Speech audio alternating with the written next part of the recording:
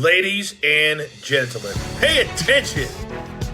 This is your boy, the coach from the WWE. I would like to welcome you to the very first wrestling podcast in the world to take you on a weekly deep dive into classic matches along with legends of the squared circle. Enjoy the discussion. Enjoy the back and forth. There's so much to get into. Ladies and gentlemen, this is The Payoff. Jeff, it's 2021, and it's time to play the game. I'm Tom. This is Jeff. An all new year here at The Payoff. I'm excited. I feel rejuvenated. I'm ready to hit the ground running. We've got a great slate of matches ahead of us for this year. It's going to be a lot of fun. But Jeff, first of all, how the hell are you doing? 2021, we're hoping for better results, better wrestling, all the acquaintance be forgot, and so I am ready to jump back into the wrestling world. We like I said, you and I had a brief hiatus, a holiday. I know you love that, and so enjoyed that time off. We've got coming off of the NXT New Year's Evil show. That one, we were talking about that a little bit, and so this should be good. We're almost to the road to Mania, but before that, we got to get through Royal Rumble, which is always a great show. So it's where the road to WrestleMania begins. Thank you, Michael Cole. I am ready. Could it be? Let's do this, Oh, I'll tell you, this is the time of the year where I try to get back into the current product again. So we'll do it again. We'll watch the Rumble. We'll hope WrestleMania is good. All right. Reset a little bit. Let's do this. You picked this one. Why'd you pick it? This was, and so, what better way to start the year with, really, just two competitors that a long history, a long story. We're not even going to cover it all here. Of course, one of your favorite wrestlers in Shawn Michaels. And this was just one of those where we will talk about the finish of this one, but it was just, really good build. It was, one that, kind of jumped out at me when I was looking at, who had some really good matches and things like that at Royal Rumble. And that's, our listeners will realize that over the next couple of weeks, it's going to be a whole lot of Rumble. And this was one I thought, you know what, let's start the year strong with your boy, the Heartbreaker and Triple H. All right. Are you ready to get into it? Well, how come you want to do this one? Why do I look? It's a Shawn Michaels match. Why do you think I want to do it? All right, let's go. Dude. What else needs to be said? It's early on in his return to the WWF. Man. I'm excited to cover this. This is his, first, couple years back in it, where he's just really, really firing on all cylinders. I mean, just one great match after another. I actually think this is the best work he ever did in his career. Was when he came back. Just so good. So yeah, man, I am super pumped to cover this one. We'll get more into it, but what a great rivalry. I want to talk about more during the match. So let's get right into the build. Oh, it's time for the build. So, Royal Rumble 2004. We're in Philadelphia, ECW country, at the Wachovia Center, January 25th, 2004. Not a great card, but I'll run through it here for you. Evolution, the tag team champions of Batista and Ric Flair would defeat the Dudley Boys in a tables match for the tag titles in 4 minutes and 23 seconds. Mysterio, who's your cruiserweight champion, defeats Jamie Noble in 3 minutes. Okay. Eddie Guerrero defeats Chavo Guerrero in 8 minutes. So not exactly the 15-minute classics that used to open up WCW pay-per-views. Then we get our 2 world title matches. Your SmackDown champion Brock Lesnar defeats Hardcore Holly in 6 minutes. Kind of an odd choice for the world title match, but they built it up as Lesnar had broken Holly's arm prior, and this was his chance, which was fine. I mean, they just needed to feed him somebody. But Lesnar was not long for the WWF, and of course, neither was Bill Goldberg. Just a few months later at WrestleMania 20, both in their final match. Then the last match before the Royal Rumble would see Triple H, Shawn Michaels, last man standing match. We're going to cover that. That's for the World Heavyweight Championship, which is the one that was on Raw. And then in the main event, 30-man Royal Rumble, world title shot at WrestleMania 20, an hour and 1 minute, Chris Benoit last eliminating the Big Show. So some news and notes here. Jack Tunney had passed away in his sleep from a heart attack in Ontario, Canada.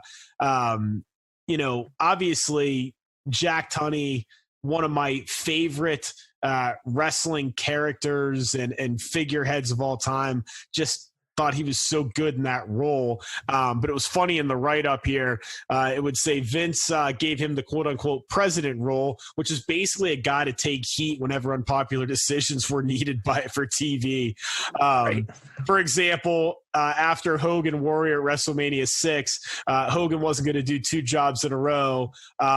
So Tunney went on TV, said the match was so brutal that he couldn't in good conscience sign a rematch. Of course, that summer he put Rick Rude and Ultimate Warrior in a steel cage match, but right. Yeah. So I thought that was funny. But yeah, so man, you could probably talk about the build to this match for an hour because there's so many different things that happened in this storyline as far back, obviously, as them being friends, being the Clique, forming DX leaving, Triple H taking over DX. We're not even going to cover all that, but just in the months leading up to Shawn's return to the ring and then everything that happened, how do we get to this point? Because I just know that this storyline basically went on for like 2 years. Yeah, we had a lot before and a lot after on this. Yeah, one. Yeah. So, so what you had is prior to this, you had Michaels actually returning to WWE television. He actually been gone for a very long time.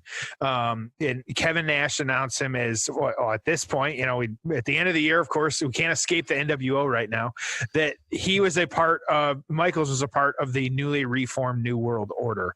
And he was actually the only NWO member that had never worked in WCW before. So that was kind of part of that. And then, so that disbanded fairly quickly at that point. And so Triple H then appearing to kind of make amends with Shawn Michaels. And so that, Michaels pleading with Triple H to come to Raw because he was over on SmackDown at that point. And so really them coming to the ring, having their DX attire on, but Triple H turning on Michaels, giving him the pedigree, and, the suck it. And so now, I haven't really said, while this Royal Rumble was in 2004, these guys had a match. It was all the way back in 2002. And so that's when they really started laying the foundation. And it was a non-sanctioned match, but this is really what started laying the foundation for their rivalry, which, this is SummerSlam 2002. We're talking Royal Rumble 2004. And so just a lot happening, a lot going on at this point. And so, but at this point, it was actually Michaels. It was, his first match since WrestleMania 14. It was March 1998. This back in this 2002, where Michaels defeated Triple H at SummerSlam, but Triple H attacked Michaels after with a sledgehammer. So fast forward a little bit, Survivor Series, you have Michaels winning the heavyweight championship from Triple H in what was the first Elimination Chamber match.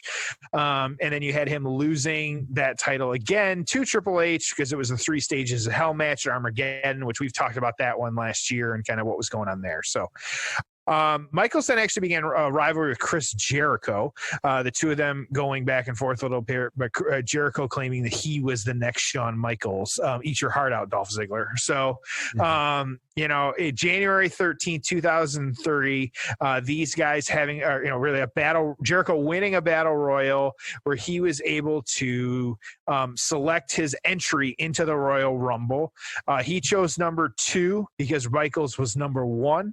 And so that way actually, their feud, they can go back and forth at that point. This is that Rumble 2003. It was actually Brock beating The Undertaker was the winner of that one. So, but just kind of continuing the storyline there and doing that. So, and that was with the help of Christian. They eliminated Michaels.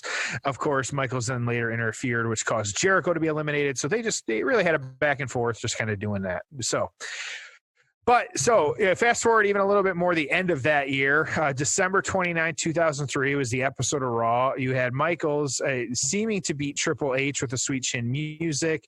It was actually in his hometown, San Antonio, so give the home guy the pop. But then Eric Bischoff was a special guest referee.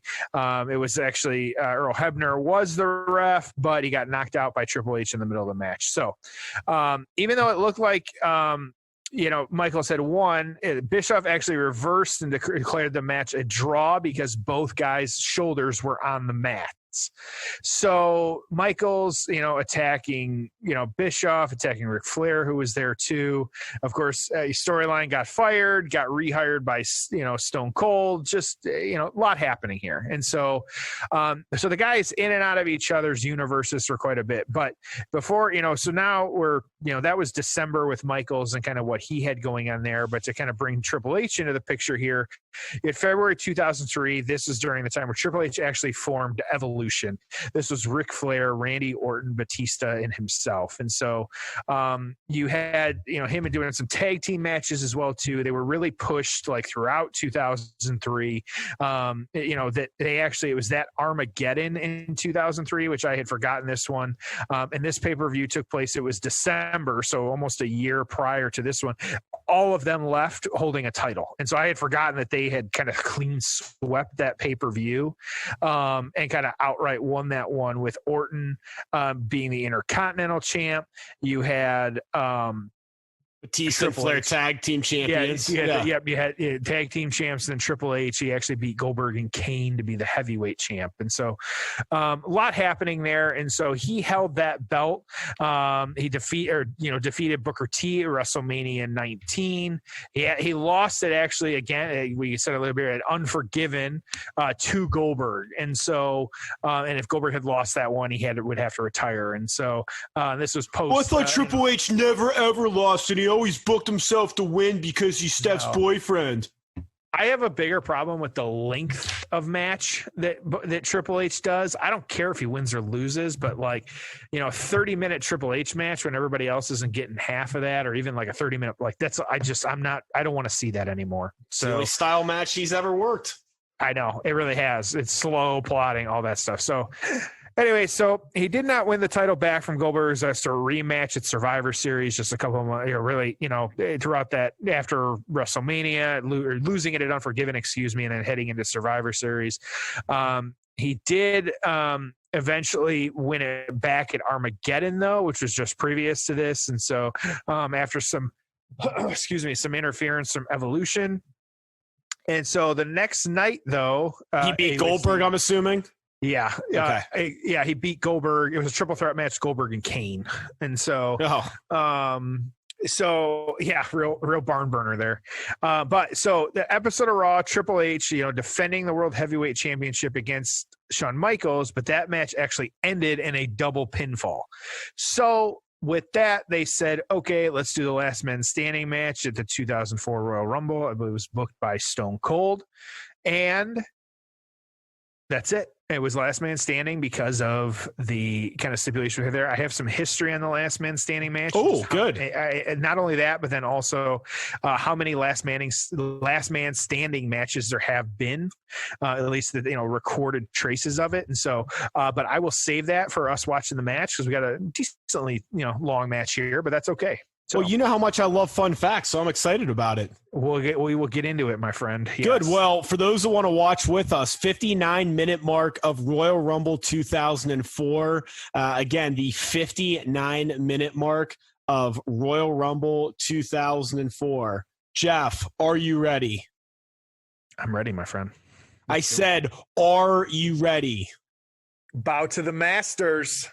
All right, here we go. The former DX members squaring off. This is the payoff. It is our first episode of 2021. It is time for the payoff. Ho! It's time for the payoff. Jumping right into it. Okay. Both men squared off. Love Shawn's tights in this one. The nice bright red, the old school tight ones, not the big baggy pants. He's got those boots on that I like. The above average Shawn get up here. Hair's growing back in. It was a little short when he first came back. Looked a little Triple H looking young too. Young, and he's got his full head of hair. Yeah. Okay, so history on the last man standing match. So by the list I found, like officially kind of recognized in WWE as a last man standing match, I have 49 matches. Okay. Now, do you have like when the first one was? Yeah, of course. My friend, I have done the research for not only you but our listeners. Give me what year it was. I want to try to guess it. So what was the most recent one? Do you remember that one? Wasn't it Orton McIntyre? Orton Edge, yes. I thought last WrestleMania. Oh, did they have an ambulance match? That I don't think they who McIntyre and Orton, they had something where remember like Shawn super kicked him and there was like some stuff. Yeah, that was like an ambulance match or something. The Edge Orton was Mania this year, last year, which got a lot of complaints for being too long, huh? But I enjoyed it. I didn't. So that's fine, dude. I thought they did a good job. Okay, so that was the most recent. And I won't say it, but the first one was 1996, and then after that there was one in 1999.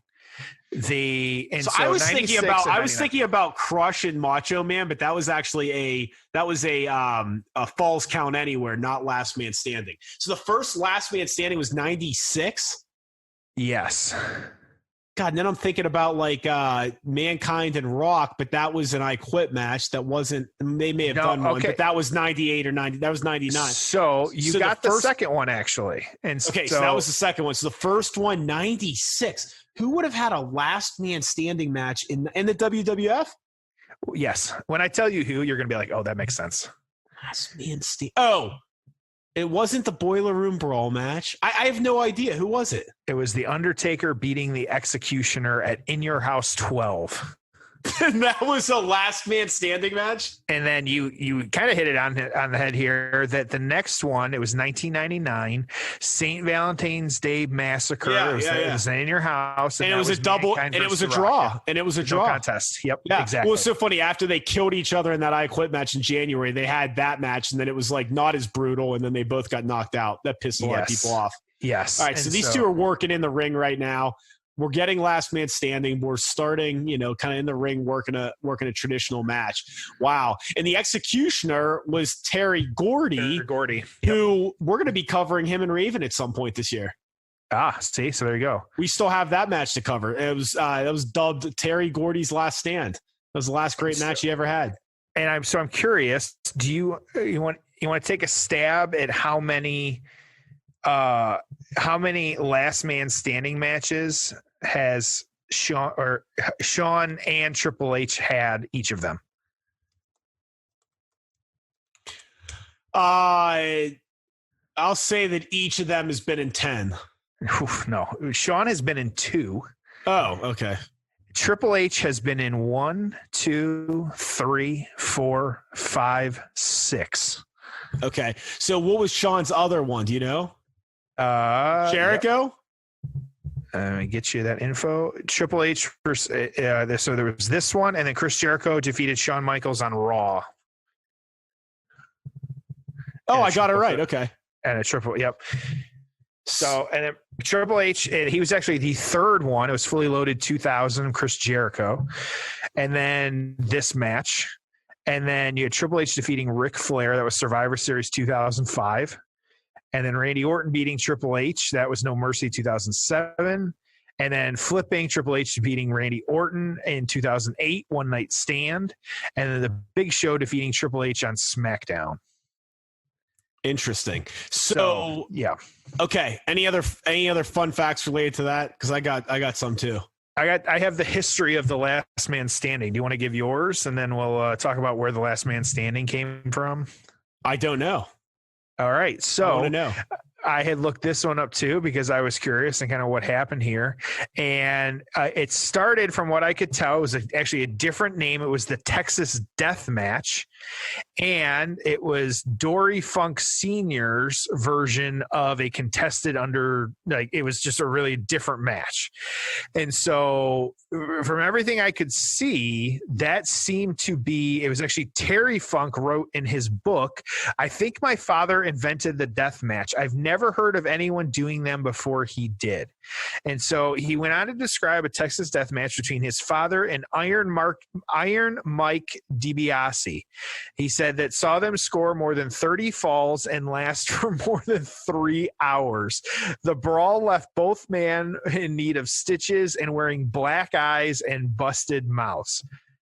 The brutal spectacle eventually spread to promotions beyond Amarillo. So, yeah,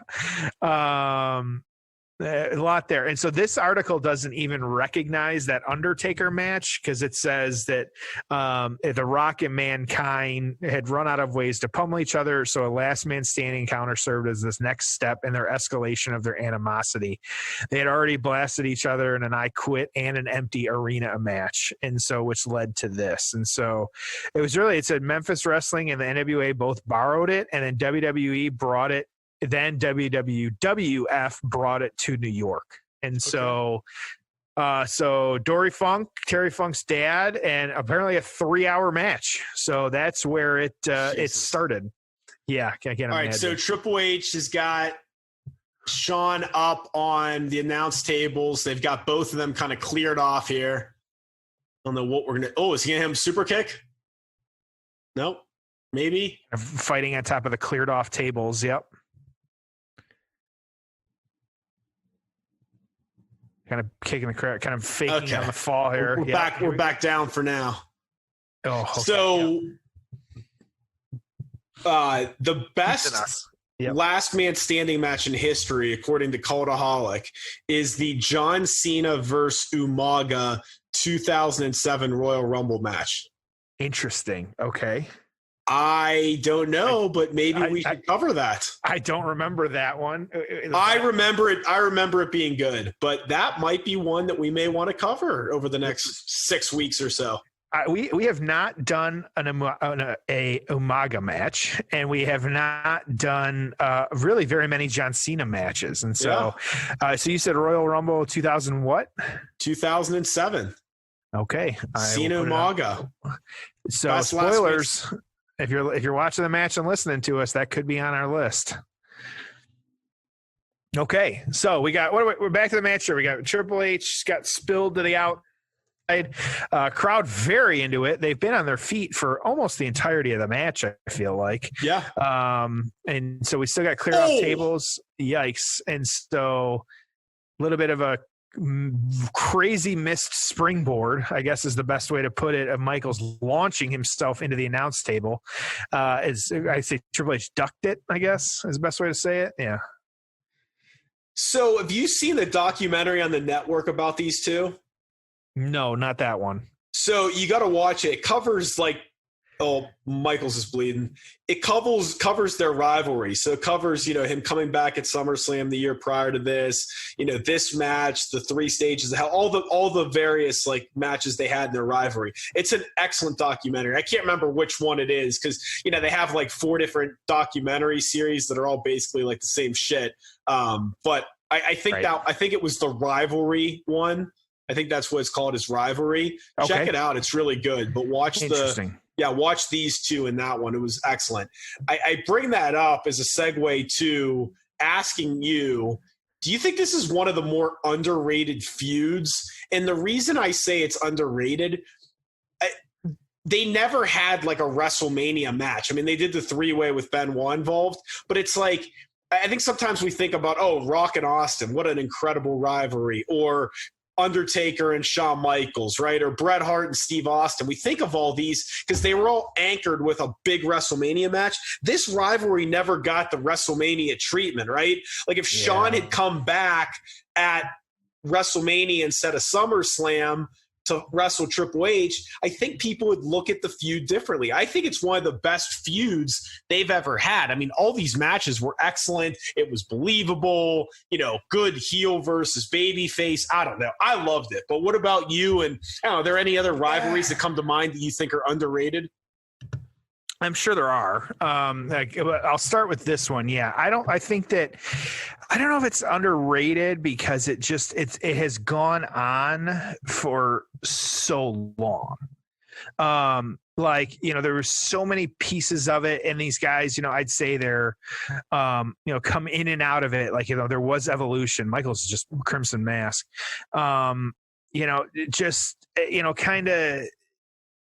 You almost forgot of how often they were feuding because the storytelling was in and out so much.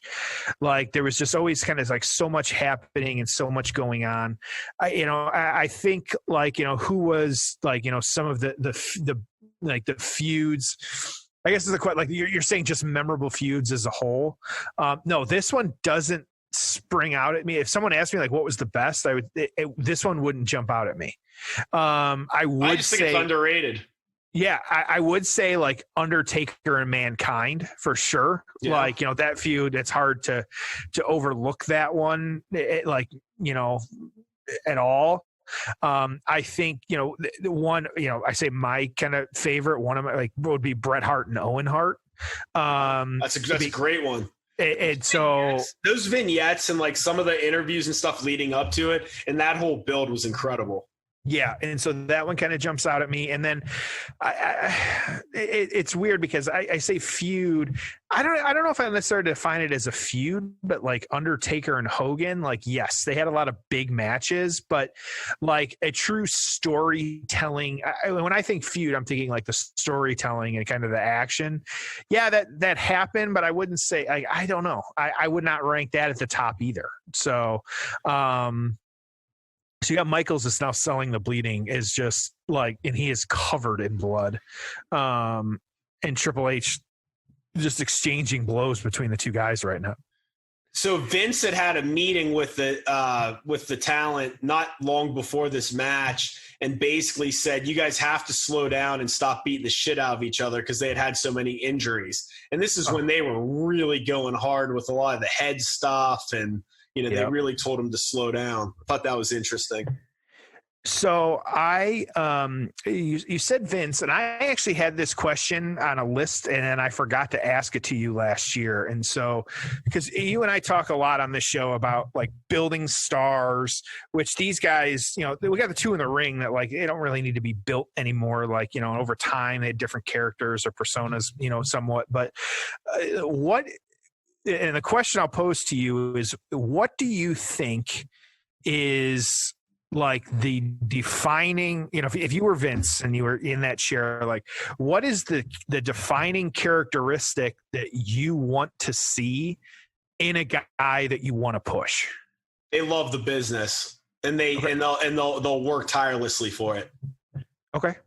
I mean, John Cena, I mean, the guy just loves the business. I mean, if you're building a company around someone, this guy is always going to show up for work. He's not going to, get in trouble with the law. He's not going to be a shit disruptor in the locker room. He's going to do whatever he needs to do. He'll do interviews on his off days. He'll work 7 days a week. No one's going to outwork him. He's going to prepare for his matches. He's going to go out there and do his best to leave it all on the line for the crowd. That's what I'm looking for. Yeah. Okay. Interesting. Yeah, and I was thinking about it, and I think that's a good answer. And that's one, and because I was thinking it's not charisma, that's just one of those where it's hard to say that. And I think proving your point, it was one of the kind of good spots with Pat McAfee after really the promos he's been cutting on NXT is people are starting to really enjoy his promos. And the reason is, well, yeah, he obviously loves the business, but as you've talked about a lot on this show, somebody pointed out he didn't get that training from the PC.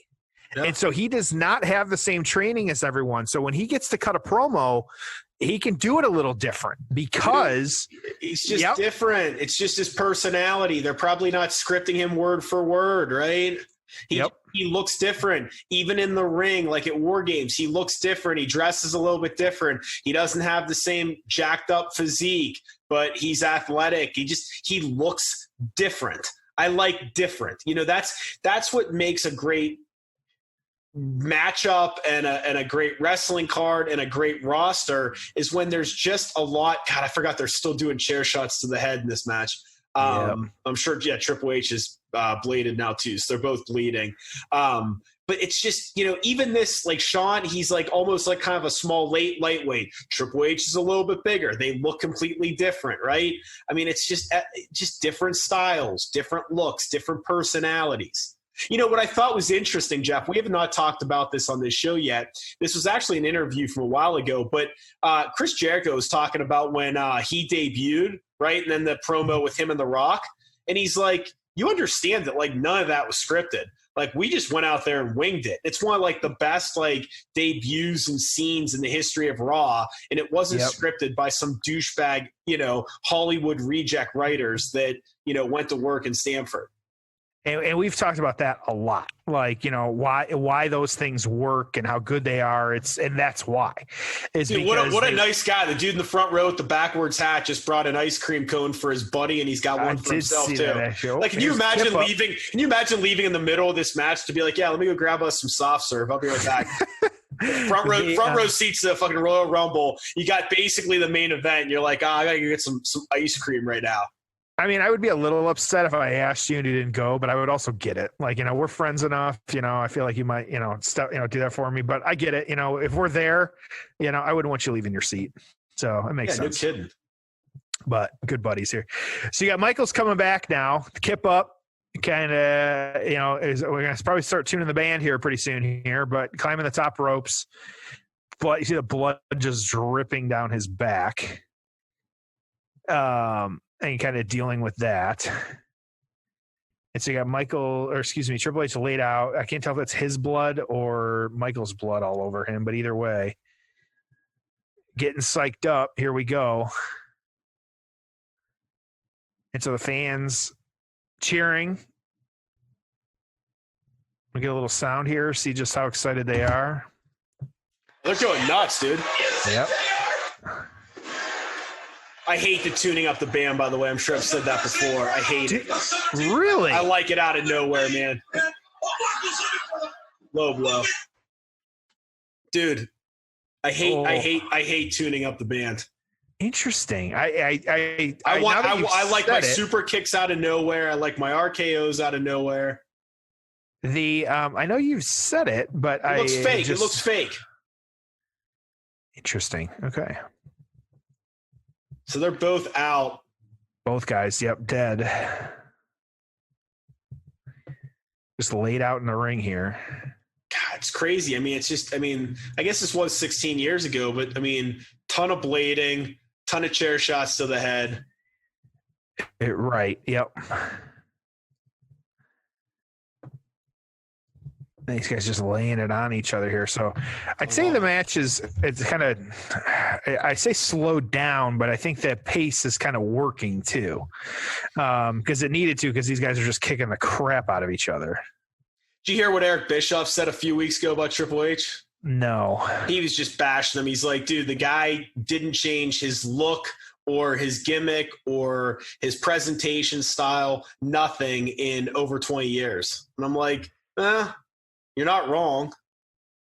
See, and I feel like it's interesting because I somewhat disagree with that, because I think you had the Triple A, like you had Hunter Hearst Helmsley, and then you had, the guy that, and I've talked about this before, this like the Max Landis video where he covers Triple H's career, where you had the like I said, the Hunter Hearst Helmsley, and then you had the Triple H that, couldn't, please the boss. And then you had the guy that, could never win the title. So he had to become the authority to kind of, get that position. And so I guess like the Triple H persona itself, but I think I would say it's evolved over the years though. I think it's hard when you got to look at like the overarching, because I would say HBK has actually evolved less than Triple H has. It's interesting. I mean, yeah, you look at like how long their careers have been, and like, you know, you had evolution, but then, you know, you have these different like periods of time where, you know, some of these, you know, there were some changes to their, I say gimmick, but it may have not been, you know, huge or, you know, super noticeable, but I still think they were there though. Yeah. Did you see the Taker and Kane doc where they talk about the Saudi Arabia match against DX? Oh boy, yeah. God, I forgot. I just didn't remember how big of a train wreck that match was.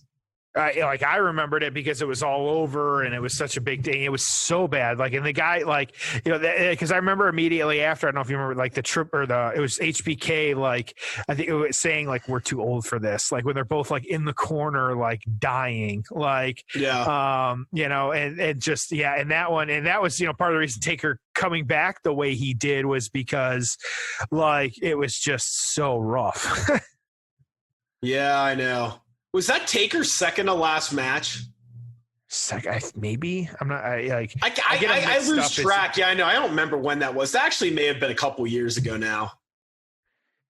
It makes sense. Yeah, it could. But I don't. Then he had that match in Philly with like Shane and McIntyre and Reigns. That might have been his second to last. I can't remember. Yeah, and that would make sense too. But yeah, that Saudi Arabia match was just brutal. I went back and watched it again. I'm like, yeah, I was just so excited for DX, you know. I kind of, I don't know, but I knew I had read this, you know, or I had seen the spoiler that like they were going to do it, and so it's like it wasn't that like surprising for me when they announced it on Raw, and then I don't know, I just whatever. No, and that makes sense. I think it's just one of those. Yeah, it's just hard to believe that was what got Shawn to come out of retirement. You know, it wasn't like WrestleMania against Daniel Bryan or AJ Styles. It was that bullshit. It's Saudi Arabia money. Yep. Here you go. Triple H pedigree. Yep. All right. Both he hits the pedigree, but I mean, there's just blood everywhere. Yeah. Hebner making the count. Michael's looking dead. Crowd pretty quiet. A little underwhelmed with this one. I think again, I feel like it's suffering from the just the length. Like, you know, you just got to deal with it here. Boom. See, that's how I like my super kicks, out of nowhere. Is he coming for it? Yep. The crowd, huge pop for that one, though.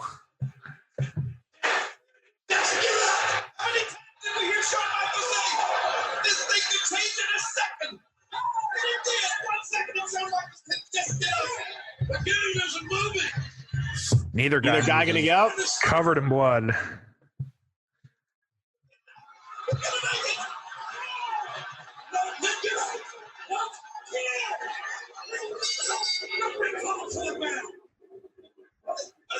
Guy in the front row not happy. Nobody's happy. Wow.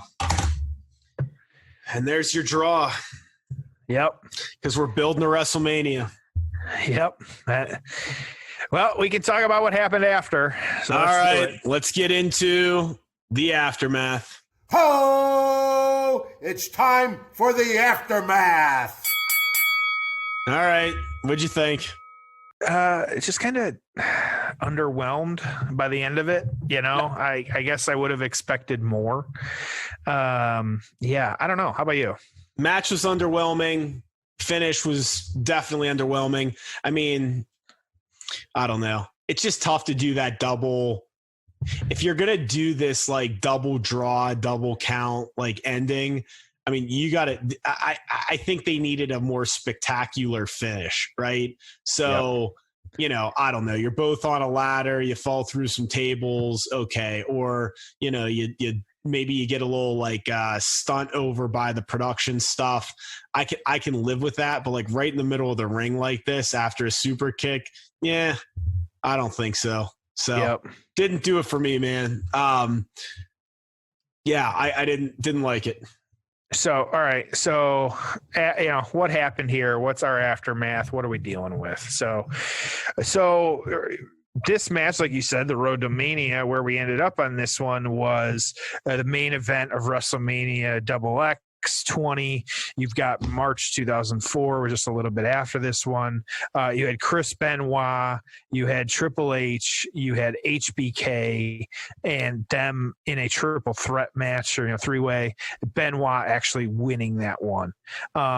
It was actually a little bit after that. Then Benoit actually retaining the title again. It was actually Backlash.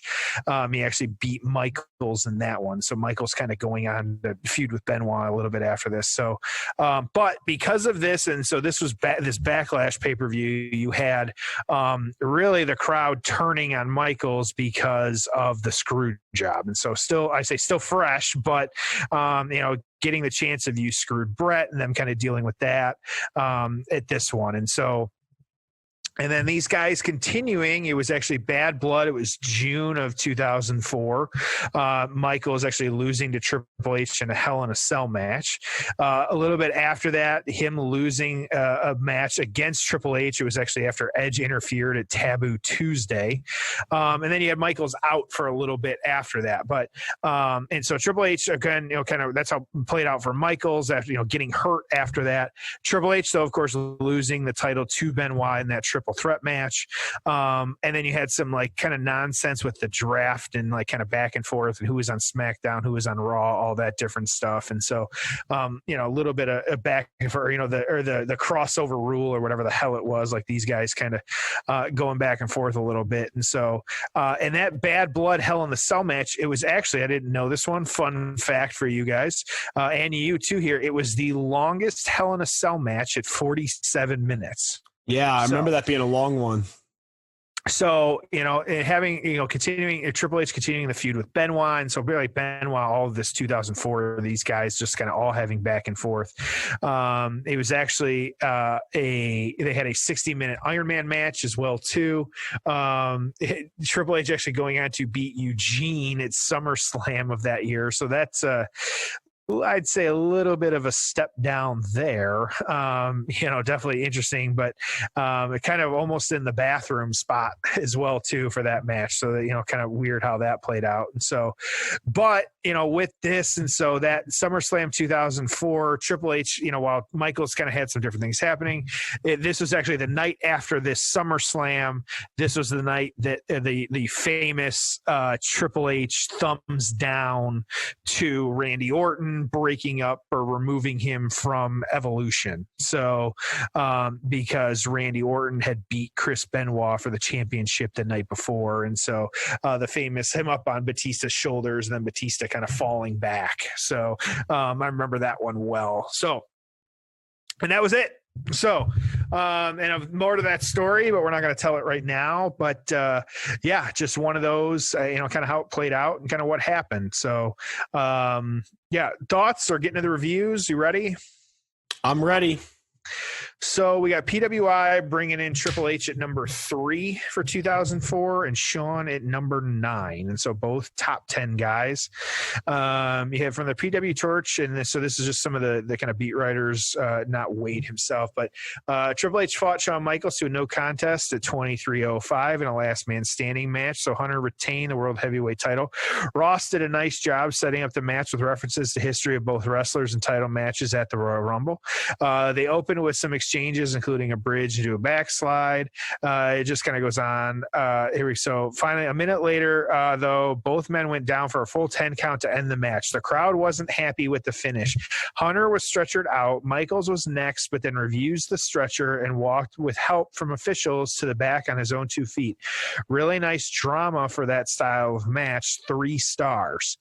And so, and then kind of the interesting kind of pieces to this, which, we'll get into it.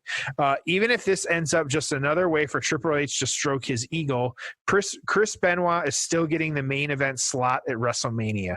WWE did not do right by the fans when they heavily hyped the Raw title match, when the heavily hyped Raw title match went to a no contest.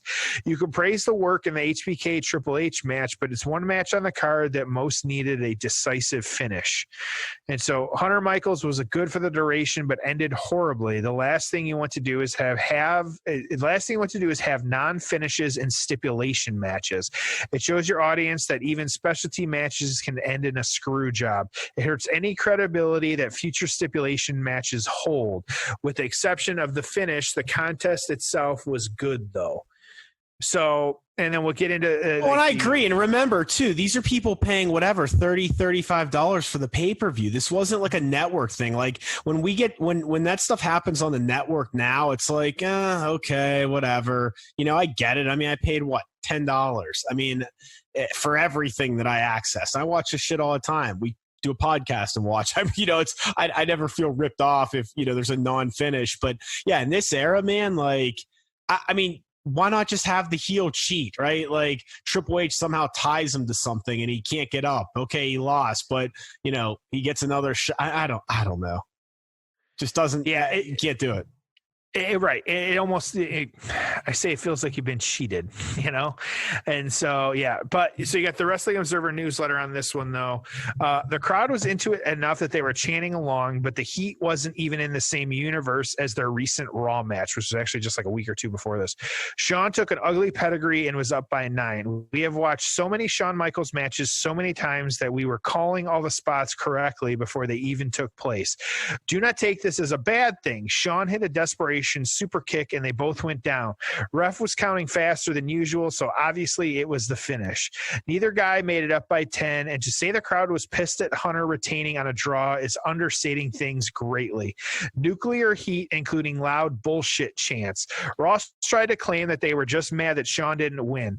And here you go. Well, when you pay $34.95, you expect a finish better than the one that you would have gotten free on TV. In fact, their last TV match had a screw job finish, and it was kind of assumed that if fans paid for the Rumble, they'd get a decisive winner. They brought out a stretcher for both guys, but Shawn refused. Crowd was so irate that it was the bad kind of heat that helped kill WCW. Not that the thing is going to happen here, but still bad booking decision. The in-ring work was at least a very good 3.5 stars. So you got 3 stars, 3.5 stars. You have you agreeing with Dave Meltzer, which marked the calendar, like if anything, you know, the new year 2021. Hey Jeff, it might be the last time this year. Right. Well, hey, you know what? 2021 starting off strong for you and your buddy. So, but you guys agreeing on your point. And so, what are you thinking for the score, though? Man, you know, it's tough because my expectations with these two and this rivalry and this stipulation are so high that it's not like it was a bad match, right? I mean, it was entertaining. It was good. I mean, the finish, right. But it's not that it's that bad. So it's like I can't be like, oh, it's a 3 or something. I mean, no, it was a decent match, but I got this at a 5, kind of like middle of the road, man. And it's a shame because I'm holding it against them that my expectations were so high. But screw job finish, wasn't definitive, wasn't a great match, really wasn't anything memorable where it's like, oh man, you gotta see this clip or you gotta see this sequence or this spot or something. So yeah, just really disappointing. But again, I think it's one of the more underrated feuds of all time, and it was great overall, but this particular part of it, nothing special. I think that I'm going to give it a 4. I'm going to go a little lower than you. And I think it's because we now have the hindsight and know that this feud itself didn't last much longer after this. And so I think that because of that, like, there should have been, like, this could have been the blow off, this could have been the final, this is how it ends, but that just didn't happen. So I think that because of that and not getting, like I said, a clean finish and knowing what we know now of where it went from here, like nothing really came of it. Like, okay, you got the Benoit winning and beating, I guess, you beat these two guys, imagine though, if, one of these guys had gone over clean. And so you had now I'm kind of armchairing it of like, you did have a one-on-one singles match with Benoit, and be it Triple H or Shawn Michaels, whatever it might've been, like that could have really been something special too. And so, this is where we, all the Benoit, a couple years before everything happened with Benoit. And so I think with that, though, but then, you got this triple match. I guess maybe, that's the push of that Benoit goes over both of these guys who, that's their story. But I can't give it more than that. Like, yeah, fine. The in-ring work was fine, but I think it started slowing down where normally I want matches to start heating up in that back half. Like, in the third act, I want it to get hot. And it didn't. But granted, part of that may have been the stipulation and being a last man standing, that these guys just didn't, that wasn't going to happen. And so maybe my expectations are off because of that. But at the same time, like, I was looking for more. And so, yeah, I'm with you. You gave it a 5. I'm going to go with a 4. Okay. All right. Let us know at everybody, 2021, let us know what you're thinking. Yeah, if you have any recommendations for us, hit us with it. We need these like January, February, March, April road to WrestleMania or WrestleMania matches. Although you can hit us with some WCW, ECW stuff if it took place this time of year as well. We'll definitely mix some of those in. Yeah. Sure. So, dude, all right. Well, good start to the year. Not a great one, a good one though. Solid. Yep. But again, I think we both would have booked it differently. I don't think we loved the match, and that's okay. We got some good stuff lined up. We got some great stuff lined up. So 2021, here we come. Yep. All right. That's all I got. You got anything else? I'm ready to send him home. At Payoff Pod, Twitter, Instagram, Facebook. Thanks for supporting the show and joining us as always on The Payoff.